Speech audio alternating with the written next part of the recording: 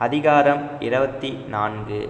பொல்லாத மனுஷர் மேல் பொறாமை கொள்ளாதே, அவர்களோடே இருக்கவும் விரும்பாதே. அவர்கள் இருதயம் கொடுமையை யோசிக்கும், அவர்கள் உதடுகள் தீவினையை பேசும். வீடு ஞானத்தினாலே கட்டப்பட்டு விவேகத்தினாலே நிலைநிறுத்தப்படும். அறிவினாலே அறைகளில் அருமையும் இனிமையுமான சகலவித பொருள்களும் நிறைந்திருக்கும். ஞானமுள்ளவன் பலமுள்ளவன், அறிவுள்ளவன் தன் வல்லமையை அதிகரிக்க பண்ணுகிறான். நல்யோசனை செய்து யுத்தம் பண்ணு, ஆலோசனைக்காரர் அநேகரால் ஜெயங்கிடைக்கும்.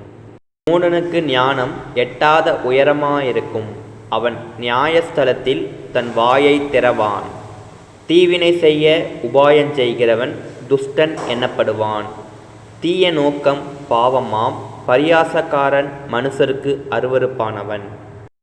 ஆபத்து காலத்தில் நீ சோர்ந்து போவாயானால் உன் பெலன் குறுகினது. மரணத்துக்கு ஒப்புவிக்கப்பட்டவர்களையும் கொலையுண்ணப் போகிறவர்களையும் விடுவிக்க கூடுமானால் விடுவி. அதை அறியோம் என்பாயாகில், இருதயங்களை சோதிக்கிறவர் அறியாரோ? உன் ஆத்துமாவை காக்கிறவர் கவனியாரோ? அவர் மனுஷருக்கு அவனவன் கிரியைக்கு தக்கதாக பலன் அளியாரோ? என் மகனே, தேனை சாப்பிடு, அது நல்லது, கூட்டிலிருந்து ஒழுகும் தேன் உன் வாய்க்கு இன்பமாயிருக்கும். அப்படியே ஞானத்தை அறிந்து கொள்வது உன் ஆத்துமாவுக்கு இன்பமாயிருக்கும். அதை பெற்றுக்கொண்டால் அது முடிவில் உதவும். உன் நம்பிக்கை வீண் போகாது. துஷ்டனே, நீ நீதிமானுடைய வாசஸ்தலத்துக்கு விரோதமாய் பதிவிராதே, அவன் தங்கும் இடத்தை பாழாக்கி போடாதே. நீதிமான் 7 தரம் விழுந்தாலும் திரும்பவும் எழுந்திருப்பான், துன்மார்க்கரோ தீங்கிலே இடருண்டு கிடப்பார்கள். உன் சத்துரு விழும்போது சந்தோஷப்படாதே, அவன் இடரும்போது உன் இருதயம் களிகூராதிருப்பதாக.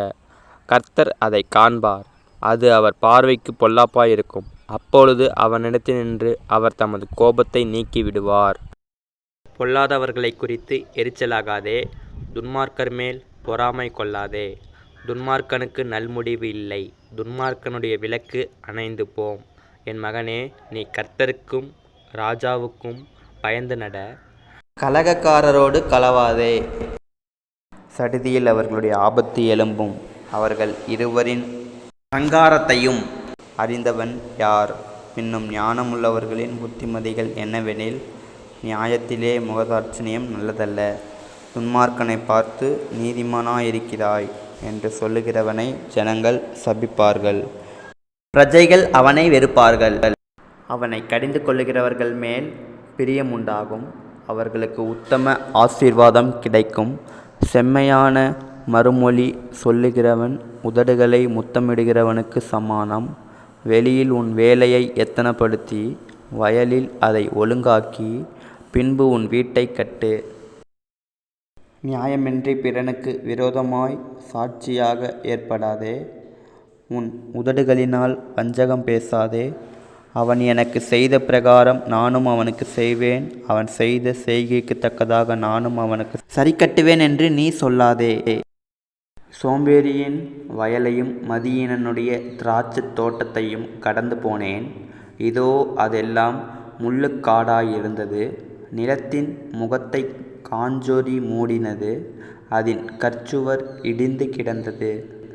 அதை கண்டு சிந்தனை பண்ணினேன், அதை நோக்கி புத்தி அடைந்தேன். இன்னும் கொஞ்சம் உறங்கட்டும், இன்னும் கொஞ்சம் கை முடக்கி கொண்டு நித்திரை செய்யட்டும் என்பாயோ?